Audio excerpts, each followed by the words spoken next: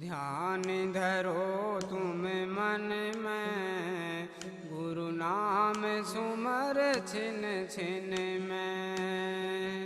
गुरु ध्यान धरो तुम मन में, गुरु नाम सुमर छिन छिन में। गुरु ध्यान धरो तुम मन में, गुरु नाम सुमर छिन छिन में।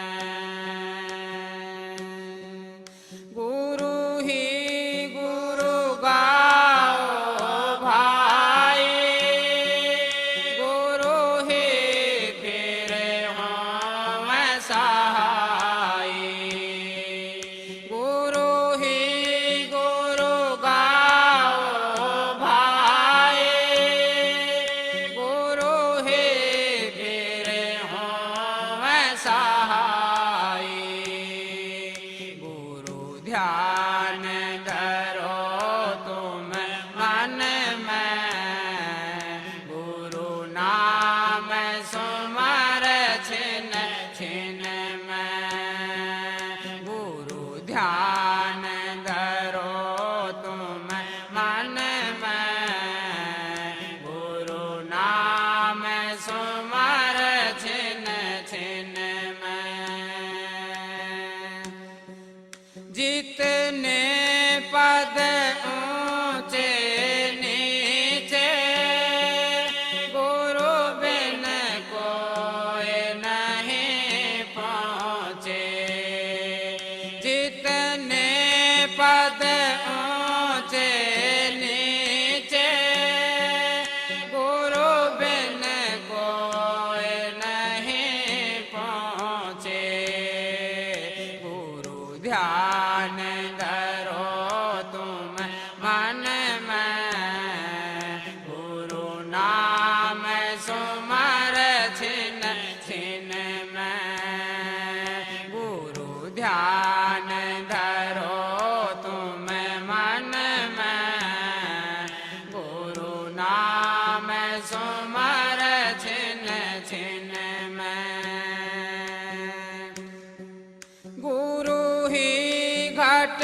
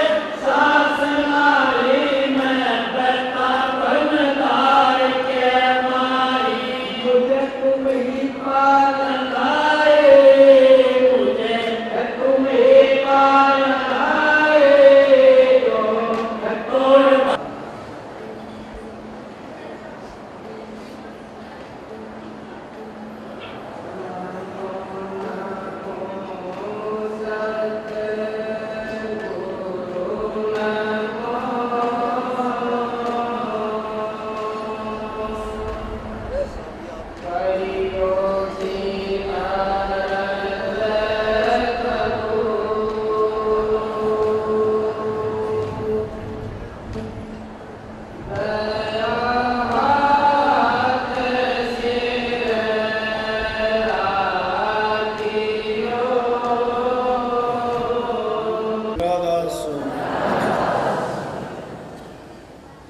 स्वामी दयाल की दया, राधा स्वामी सहाय, राधा स्वामी। उपस्थित माताएं, बुजुर्गों, बहनों, भाइयों, बच्चों, जितने भी आप सत्संग लाभ के लिए उपस्थित हुए हो, प्रेम से शांति से बैठ के सत्संग का लाभ उठाएं। आज के दिन का विशेष महत्व है, एक नहीं कई प्रकार से। पूर्णमासी का दिन,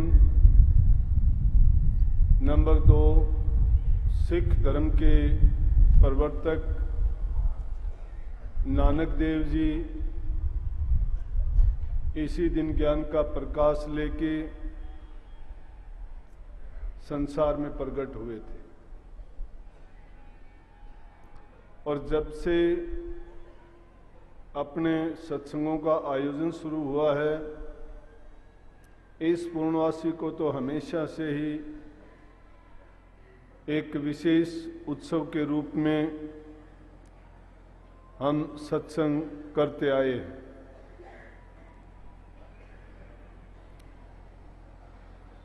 सत्संग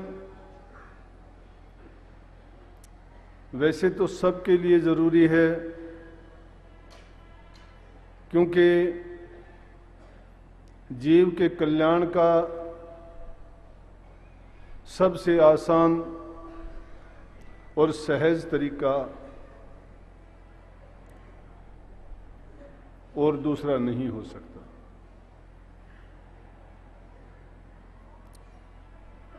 क्योंकि सत्संग में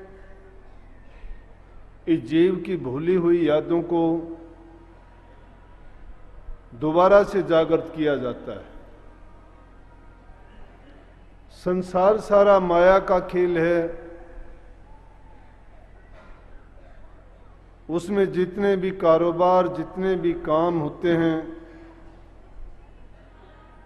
नानक साहब के अनुसार वो सौदे झूठ के हैं। अब झूठ का सौदा किस लिए उनको कहा गया है? क्योंकि वो हमारे अंत सहाय नहीं हो सकते। दुनियादारी के जितने भी कर्म किए जाते हैं, वो बाद में हमारे प्रारब्ध बन जाते हैं। प्रारब्ध बन के भोग के रूप में दोबारा से फिर हमारे जन्म के साथ प्रकट होते हैं और बार बार संसार में अनेक प्रकार की योनि धारण करते हुए हम उसने अपने कर्म के भार को लदा लदा के संसार में आते हैं। तो नानक साहब ने भक्ति को, प्रभु के नाम को सच्चा सौदा कहा। बल्कि आप सभी जानते भी हैं कि जब उनकी छोटी उम्र थी, अब संतों के लिए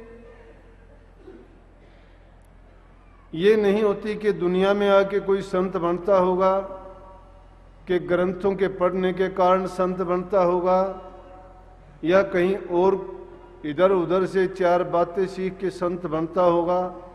आज के युग में तो बनते हैं। अगर कुछ भी नहीं आता तो कोई किताब की 4 बातें सीख के, इधर उधर की साखी काट के, झूठ पाखंड का रास्ता अपना के, तर्क वितर्क और बुद्धि के सहारे वो अपने धर्म को, पंथ को और भक्ति के मार्ग को आगे बढ़ाना चाहते हैं, लेकिन वो चल नहीं पाते। क्यों नहीं चल पाते? कि उनके रास्ते में बाधाएं जो आएंगी उन बाधाओं में वो अटक जाएंगे। वो झूठे सौदे हैं, वो भी संसार की कामनाओं के बस हैं सारे के सारे। संसार की कामनाओं में जितने हम उलझते और फंसते चले जाते हैं वो इस जीव को कभी निकलने नहीं देते। इसीलिए कबीर साहब ने इसको माया का नाम लेके कह दिया कि कबीर माया मोनी। ये ऐसी मौनी है कि इसने अलग अलग ऐसे ऐसे फंदे बनाए कि जिसके कारण ये जीव कहीं मान में, कहीं बड़ाई में, कहीं इज्जत में, कहीं धन में, कहीं रूप में, कहीं बल में फंस के अपने आप को भूल में उलझा लेता है। लेकिन जिन जीवों के पिछले जन्मों के संस्कार अच्छे हैं और जिनको गुरु पूरा मिल जाता है, वो उनके भ्रम की पट्टी को हटा देता है और उसको सत्य समझ में आ जाता है। तो मैं जो बात कहना चाहता था, संत इस संसार में नहीं, वो सत्य पुरुष के भेजे हुए संसार के जीवों की तपन मिटाने के लिए आते हैं। स्वामी जी महाराज ने उनकी और क्या कहा है संतों के लिए कि संत सभी वा घर से आवें, नाम भेद दे जीव चितावें, जो चेते तिस ले पहुंचावें, नाम भेद ले जो माने कहना, उसको फिर सुख दुख नहीं सहना। सुख और दुख नहीं सहना। आप कहोगे सुख के लिए तो सभी प्रयास करते, दुख के बारे में तो ये बात जचती है। लेकिन संतों ने सुख और दुख को समान तोल दिया है, क्योंकि हम कामना सुख की करते हैं। सुख की कामना करोगे तो उसके परिणाम के रूप में दुख भी उसके साथ जुड़ा हुआ है। प्रगट में जो लोग सुख की याचना करते हैं, सुख को चाहते हैं, सुख का कभी न कभी अंत आएगा। सुख का अंत आएगा तो दूसरा पहलू उसका दुख में बदल जाएगा। अब संतों के वचन सत्संगों में ही हमें ये चीजें मिल सकती हैं। एकांत में अगर तप करते हैं, जंगलों में जाके हम कोई योग करते हैं या कहीं एकांत वास करके और दूसरी क्रियाएं करते हैं, उनमें हमें ये ज्ञान नहीं मिल सकता। उनमें जो भी हम काम करते हैं वो हमारा अपना होगा, उनमें साधना बन जाएगी। जिस चीज की भी साधना करेंगे उस साधना में हम पूर्णता प्राप्त जरूर कर लेंगे निस्संदेह। लेकिन इस जीव के कल्याण के लिए जो सुगम रास्ता मैंने बताया वो सत्संग का है। तो संत सभी वह घर से आने का मतलब वो सत्य पुरुष से हुक्म लेके आते हैं संसार के जीवों के कल्याण के लिए। नानक साहब भी उसी प्रकार से आए थे, लेकिन उनके पिता जो निपट संसारी थे वो उनको संसार के कामों में फंसाना चाहते थे। लेकिन जो धुर से सब कुछ पढ़े लिखे और जानकार होते हैं, उनको क्या पढ़ाना क्या सिखाना। वो तो उल्टे हमें पढ़ाने के लिए, रास्ता दिखाने के लिए, अज्ञान मिटाने के लिए आते हैं। किस प्रकार से? जिस प्रकार से तिमिर गया रवि देख के और कुमती गई गुरु ज्ञान, सुमती गई परलोभते और भक्ति गई अभिमान। जिस प्रकार से अज्ञान का नाश होता है, अंधकार का नाश कब होता है? तिमिर। अंधेरा तभी खत्म हो जाता है जब रवि उदय हो जाता है। सूर्य के उदय होने के बाद अंधेरे नाम की चीज नहीं रहती संसार में, ज्ञान का प्रकाश हो जाता है।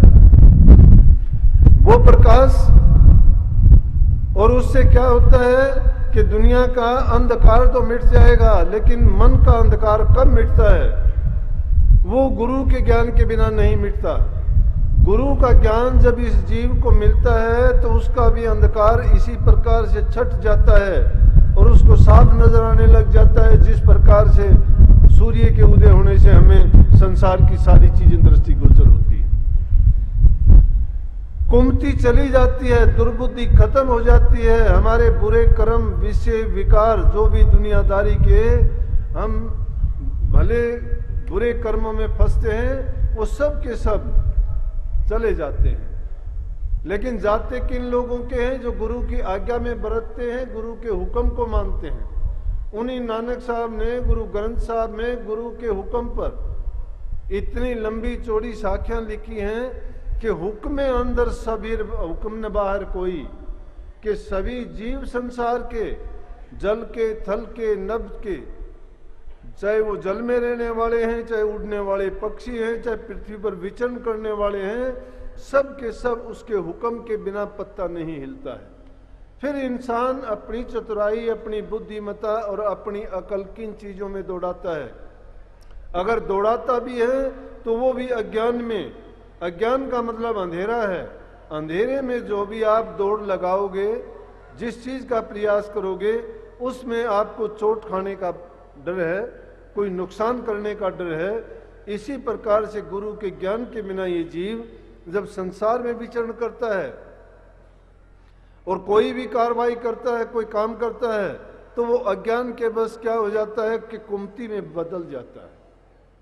लेकिन गुरु का संग करने से, गुरु की आज्ञा का पालन करने से और नित्य प्रति के सत्संग करने से, सत्संग बाहरी सत्संग करने से भी, साथ साथ अंतरी सत्संग करने से भी। बाहरी सत्संग होता है कि वाणी का सुनना, आपस में बैठ के प्रभु का नाम का, भक्ति का जिक्र और चर्चा करना, ये बाहरी सत्संग है। वाणी का चाहे वो गा के करें, चाहे उनका श्रवण करें, चाहे उसका चिंतन भी आप करें, यह भी बाहरी है।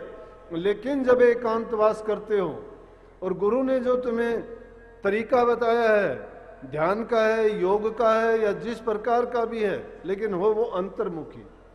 बाहरमुखी अगर तुम्हें कोई भी काम करना है, उसमें एक तो समय बहुत लंबा लगेगा और दूसरी चीज वो ज्ञान के चक्षु नहीं खुल पाएंगे, क्योंकि जो असल चक्षु है ज्ञान का, शिव नेत्र, जिसको तीसरी आंख बोलते हो, विवेक की आंख है, वो अंदर की तरफ है, बाहर नहीं है। बाहर में जब देखोगे सब माया का खेल है, लेकिन अंतर में भी जब प्रवेश करोगे तो मन वहां एक बहुत बड़ा चोर बैठा हुआ है।